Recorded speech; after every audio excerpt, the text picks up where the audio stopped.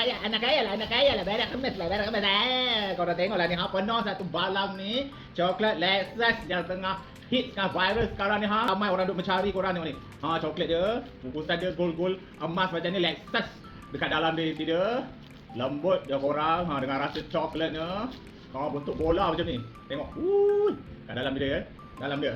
Ha, ada macam white chocolate, dekat luar ada coklat. Berkait dengan coklat sajalah. Ha, bismillah.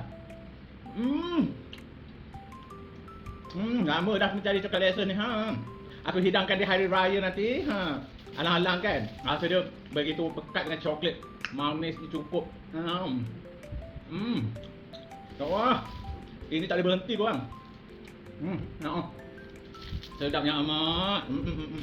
Jadi kalau nak dapatkan coklat Lexus yang premium tapi harga, korang tengok dekat beg kuning aku, memang korang takkan percaya punya harga dia. Ya Allah.